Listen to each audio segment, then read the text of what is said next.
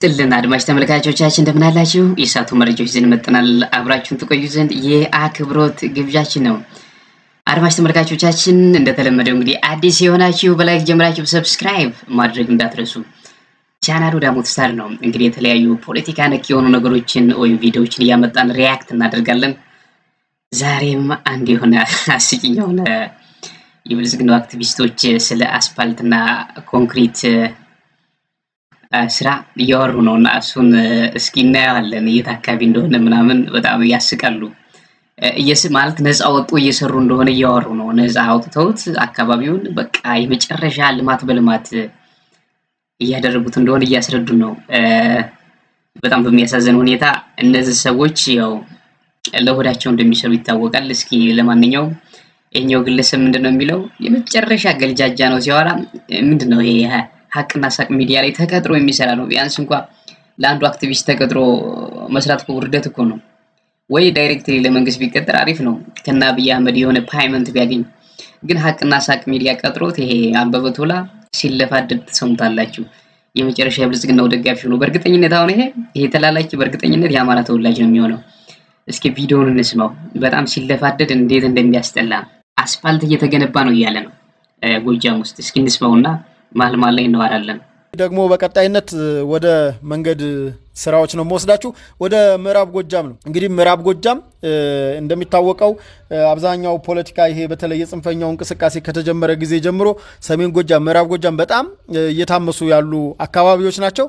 ነገር ግን በእነዚህ ሁኔታዎችም ሆኖ አሁን በተፈጠረው ሰላም መንግስት ወዲያውኑ በአፋጣኝ የገባው መንገዶችን ፕሮጀክቶችን ወደ መፈጸም ነው የገባው። ምክንያቱም የአማራ ክልል ፕሮጀክት አብዛኛው ከፌዴራል መንግስት የተበጀተ ነው። ስለዚህ አመቱ ሳይዘጋ ያው እንግዲህ ሰኔን ታውቁታላችሁ። አመቱ ሳይዘጋ የግድ በዚሁ አመት ተጀምሮ ለቀጣው አመት በተፈጠረው እንትን መራዘም አለበት እንጂ ዝም ብሎ ፈሰስ እንዲሆን እና እንዲዘጋ መሆን የለበትም። በዚህም የምዕራብ ጎጃም የተለያዩ መንገዶች እየተሰሩ ነው። እነሱን ዘርዘር ያሉ ነገሮች ላቅርብላችሁ። ሰምታችሁታል እንግዲህ በምዕራብ ጎጃም አካባቢ ሰላም ሰፍኗል፣ ምናምን አስፋልት እየተሰራ ነው እያለ ነው። በነገራችን ላይ ይሄ ሀቅና ሳቅ ሚዲያ ላይ የሚሰራ ግለሰብ ከፍ ያለው ይባላል። ታውቁት ይሆናል። እኔ በእርግጠኝነት አሁን ይሄ አማራ ተወላጅ ነው ሲኮላተፍ ማለት እንትኖቹ የሆነ በጎጃም በወሎ አካባቢ ሲንቀሳቀሰው እያለው መረጃ ላይ ምናምን እያለ የሚያሽቃብጥ ነው። በጣም ነው የሚያሳዝነው።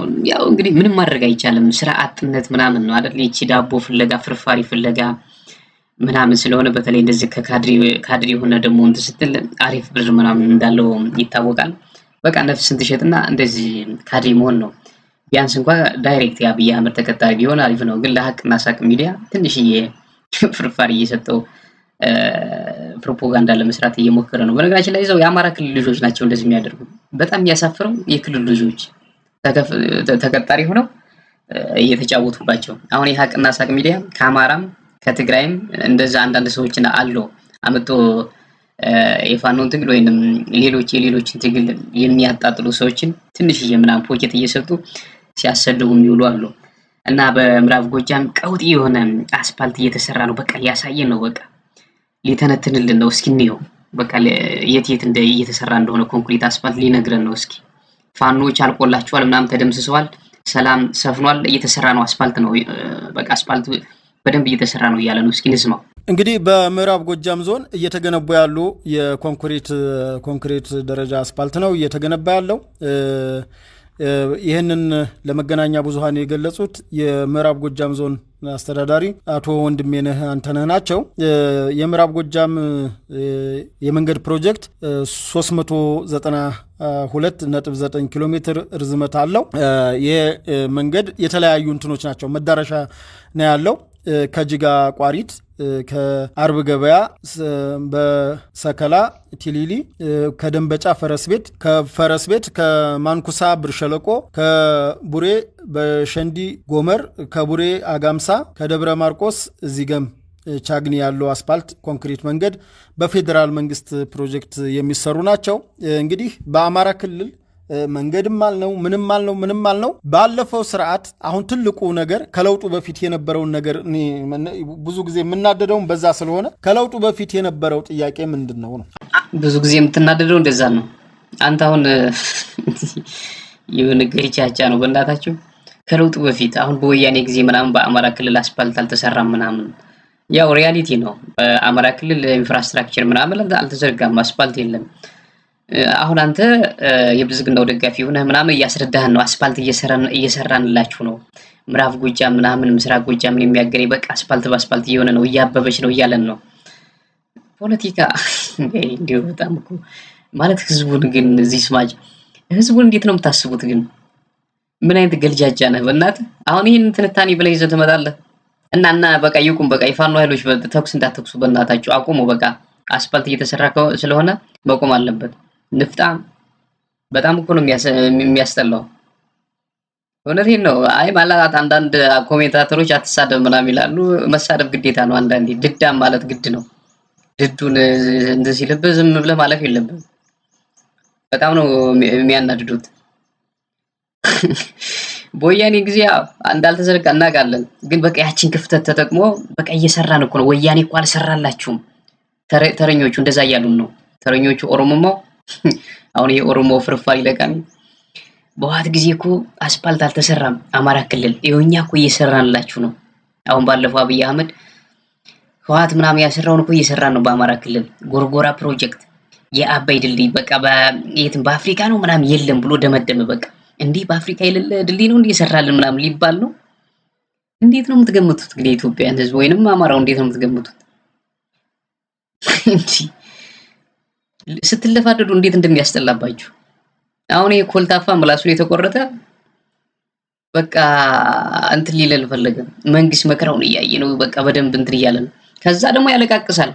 ጽንፈኛው ምንድነው እንዳንሰራ አቋራጥ ሰላም ሆኖ እየሰራን ነው ይልና ምንድነው ጽንፈኛው ደግሞ አስፋልቱን እንዳንሰራ በቃ እያስተጓጎለብን ነው ይላል፣ ያለቃቅሳል። አንዴ ሰላም ነን፣ አንዴ ጽንፈኛው አስተጓጎለብን። ምንድነው በቃ ሰላም ነው ብለሃል፣ ቀጥ ብለህ ስራ፣ አስፋልት ስራና አሳየን። ምንድነው የምታለቃቅስ? ለምን ተሰባርቃለህ? እስኪ እንስማው። አማራ ክልል ላይ አንደኛ የትርክቱን የምኑን እሱን ራሱን የቻለ ምክክር ኮሚሽኑም የተለያየ እንትኖች አጀንዳዎች ተነስተዋል። እሱ በራሱ መንገድ ይፈታል ከትርክት አንጻር እየደረሰበት ያለውን ነገር። ሌላው ጥያቄ የአማራ ክልል የነበረው ጥያቄ የመሰረተ ልማት ጥያቄ ነው። መንገድ ደግሞ ከመሰረተ ልማት ትልቁ መንገድ ነው። መንገድ ካለ ከተሞች ይስፋፋሉ፣ መብራት ይገባል፣ ውሃ ይገባል። ሌላው ነገር በሙሉ ፕሮጀክቶች፣ ሌላው መሰረተ ልማት በሙሉ የሚመጣው መንገድ ሲሰራ ነው። እንኳን አይደለም ደረጃውን የጠበቀ መንገድ ይቅርና ጥርጊያ መንገድ በራሱ ትልቅ ዋጋ አለው ለዛ አካባቢ ማለት ነው። እና መንገድ ሲሰራ ማገዝ ነው እንጂ ያለበት መንገድ እንዳይሰራ ሰንካላ ነገሮችን እየፈጠሩ ፕሮጀክቱ እንዳይፈጸም፣ በጊዜው በገደብ እንዳይፈጸም፣ የተያዘለት ገንዘብ ፈሰስ ለመንግስት እንዲሆን ማንን ነው መጉዳት የሚጎዳው? በነገራችን ላይ የፌዴራል መንግስት ይህንን የ392.9 ኪሎ ሜትር ፕሮጀክት ያዘ። አሁን እንዳይሰራ እስከ ሰኔ ድረስ እንዳይሰራ ቢደረግ ማን ነው የሚጎዳው? የፌዴራል መንግስት ወይስ የአማራ ክልል መንግስት? የአማራ ክልል አይደለም የበጀተው ፌዴራል መንግስት ነው። እና በምዕራብ ጎጃም በቋሪት በምን የሚሰራውን መንገድ መከልከል ለፌዴራል መንግስት ምንድን ነው? አሁን ይሄ ትግል ነው ወይ? በነገራችን ላይ የግለሰብ የደሴ ከንቲባ ታውቁታላችሁ? አነጋገሩ አድማጭ ተመልካቾቻችን፣ የደሴ ከተማ ከንቲባ እንደዚህ ብሎ ግልጅጅ ነው ሲያወራ፣ እልም ያለ በቃ የምትጭሉት የሱ ወንድም ነው መሰለኝ። እስኪ አጣሩ ከፍ ያለው ምናምን ይባል አይ ዶንት ኖ። ዝም ከአማራ ክልል የወጣ መሰለኝ ጋዜጣ። አሁን የሚያወራው ሀቅና ሳቅ ሚዲያ ላይ አበበ ቶላ ጋር የሚሰራ ነው።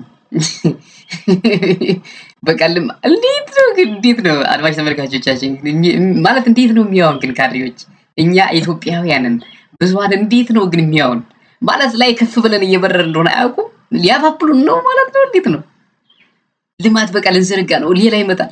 አሁን አንተ ምን ፓራሳይት ሆነሃል ተጠግተህ ከአበበ ቶላ ጋር ቢያንስ እኮ ዳይሬክት ከብልጽግናው ጋር ብትገናኝ እኮ ችግር የለም ማለት ከዋናው እና አበበ ቶላን ከሚያደራጀው ጋር ብትገናኝ ችግር የለውም።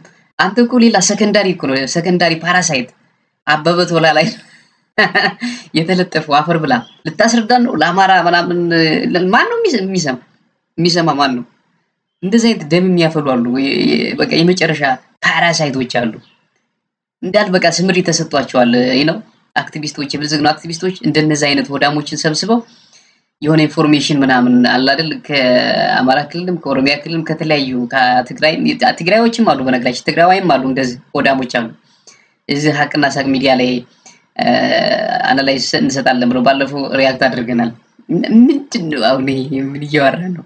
ምንድን የሆነ ሞኝ እንደሆነ ይታወቃል። በነገራችን ላይ የመጨረሻ ሞኝ ሽልጥ ማለት የሚችሉት የሚሸከም አህያንማ አልሳደብም። አህያ ክብር አላት በነገራችን ላይ። ከዛ የወረደ ነው አህያ ክብር አላት። ከዛ የወረደ አጋስስ መሆኑን ነው መናገር የምፈልገው። በቃ ሌላ ምንም እንትን የለውም ምንም። እንዲያውም ሙሉ ቪዲዮውን ባመጣላችሁ በቃ በጣም ነው የሚያናድደው። በቃ አማራ ክልል ለምን ታለቃቅሳለህ? ሰላም ከሆነ ምንድነው የምታስተጓጉሉ ይላል መሀል ላይ አቋርጦ። ሰላም ነው እየሰራን ነው በቃ ዘረጋ ነው ምናምን አይደል ያልክ? ምንድነው የምታለቃቅሰው መሀል ላይ? ቀጥ ብለህ ስራ እንጂ ቀጥ ብለህ አስፓልቱን ስራና አሳየን። ምንድነው አንተ እንደዚህ ዝም ብለህ የምትዝረጠረጠው? እንዲሁም ደሴ ላይ የዓለም ሙሉን ባመጣው ትናደር ደሴ ላይ ኳስ ጨዋታ ምናምን ስፖርታዊ ውድድር ፌስቲቫል ነበር፣ ቀውጢ ነበር፣ ሰላም ሆኗል ምናምን ይሄ ምናምን አንደኛ ወጣ ምናምን ይሄኛው ወረዳ እያለ አውርቷል። እና እሱን ትቼው ነው አድማጭ ተመልካቾቻችን። እና ይሄ ብልጽግና አክቲቪስቶች በጣም በከፍተኛ ሁኔታ ስምሪት ተሰጥቷቸዋል። በነገራችን ላይ እኛም እንግዲህ በአቅማችን በቻልነው አቅም ሪያክት እናደርጋለን። ማለት እንደዚህ ለሚናገሩት ነገር አጻፋዊ ምት መምታት አለብን እና ራሳቸው ይሄኛውን መስማት አለባቸው። እንዴት እንደሚያስጠሉ ለካ እንደዚህ እናስጠላለን እንዲሉ ኮሜንት ብቻ ሳይሆን እንደዚህ በቪዲዮ ሪያክት እንሰራባቸዋለን። በጣም ነው የሚያሳዝነው። በቃ እሱ ፓራሳይቱ ነው፣ ሰከንዳሪ ፓራሳይቱ ነው ለመለቃቀም መጡ። በቃ አማራ ክልል እንዴት እንደምትበልጽግ ምናምን ሊያስረዳን። አንተ በጣም አሳፋሪ እኮ ነው። ግልጽ አይደል? አገር የሞቀው ፀሐይ ምንድነው? ፀሐይ የሞቀው አገር ያወቀው ነው የሚባለው። እንደዛ እኮ ነው። አብይ አህመድ ፕሮጀክቱ ሌላ እንደሆነ ታውቋል እኮ። ያው ደንቆሮችን የሚሰብስብ ደንቆሮ ካልሆነ ወደዚህ እንዳታመጣው ነው የሚላሉ አብይ አህመድ ራሱ። ለብልጽግናው ደጋፊ የሚሆን ደንቆሮ መሆን አለበት ማለት ዝም ብሎ ደደብ አለ፣ ዝም ብሎ ነቂ ያልሆነ በደንብ የሆነ ነቃ ያለ የተማረ ነገሮችን የሚያውቅ ምናምን በደንብ ቶሎ ነገሮችን የሚረዳ ምናምን ከሆነ አብይ አህመድ አይፈልግም። በቃ የሆነ ጭንቅላቱ አጁዛ ድንጋይ የሆነ በሙሉ በብልጽግናው ዙሪያ የተሰበሰበ በቃ ስድብ የሚችል በደንብ ሲራንት ደደባ ይሄን ጀዝባ ይሄን ሰርታል ምናምን ሲባል በቃ ጸጥ ብሎ እንትን የሚል በስድብ ነው በነገራችን ላይ ቴስት የሚያደርጓቸው ብልጽግናዎች በሱ ዙሪያ ያሉት። በቃ ድብና አድርጎ ይሰድቧቸዋል። የማይሄዱ ከሆነ በቃ ምርጥ አገልጋይ ናቸው እንጂ እንደዚህ ነቄ የሆኑ የተማሩትን ባለፈው ገደሉት እኮ አንዱን በደንብ ይሄ ደህንነት ውስጥ የሚሰራ ግለሰብ በደንብ የደህንነት ፍሎውን በደንብ የሚያውቅ ነው። በደንብ ነቄ የሆነ ግለሰብ ነበርና ለአንድ ዓመት አስረውት እንደገደሉት ታስታውሳላችሁ። የተማረ የነቃ አይወድም ለምን እንደው አይዶን ነው። ድሮም በኢህአዴግ ጊዜ እንደነበር ትንሽ ነቃ ያለ ምናምን ከሆነ መንግስት ለምንድን ነው ግን እንደዚህ የሚቀናው? በደንብ የተለያዩ ስኪሎች በተለይ ይሄ ኢንፎርሜሽን ላይ ምናምን ክህሎት ያለው ግለሰብ ከሆነ አሳደው ነው የሚገሉት። አሳደው በተቃራኒው ደግሞ እንደነዚህ አይነት ደደቦችን እየመለመሉ እንዴት ቴስት እንደሚያደርጓቸው ድድብናቸውን አይዶን ነው እንዴት ቴስት እንደሚያደርጓቸው በጣም ይገርመኛል። የሆነ ኢንተርቪው ያደርጓቸዋል መሰል መጀመሪያ ላይ ደደብና አይደለም ብለው ነው መሰል የሚያስገቧቸው። በቃ በሙሉ ደደብ ናቸው፣ በራሳቸው የማይተማመኑ ኢንዲፔንደንት ሆኖ በጣም እኮ የሚገርም ነው። ኢንዲፔንደንት ሆኖ መኖር የማይችሉ ግለሰቦች ናቸው በብልጽግናው ዙሪያ ያሉት። ብቃት የለም ችሎታ የለም ማለት ራሱን በቃ ሰርቶ መኖር የማይችል ነው። ስለዚህ ምንድነው የምትለው? ካድሬ ነው የምትጫወት። ካድሬ ትጫወታለህ፣ የሚጭንን ትሸከማለህ። በቃ ግደል ካለ ትገላለህ። ስረቅ በቃ ይሆነ ወደ አሸባሪነትም ሊቀይ ይችላል። ሃይማኖትን ከሃይማኖት እንድታጋጭ፣ ብሔርን ከብሔር እንድታጋጭ ተልኮ ይሰጣል። በቃ ይሄ ነው። ሌላ ምንም ካልኩሌሽን የለውም። መማር፣ ማጥናት፣ መመራመር፣ መጽሐፍ ማገላበጥ ምናምን አይጠበቅባቸውም ካድሬዎች። በቃ ትበላለህ፣ ትጠጣለህ፣ ሰው ምናምን ታጋጫለህ እየዞር። በቃ ይሄ ነው። ቻው፣ ጤና ይስጥልን።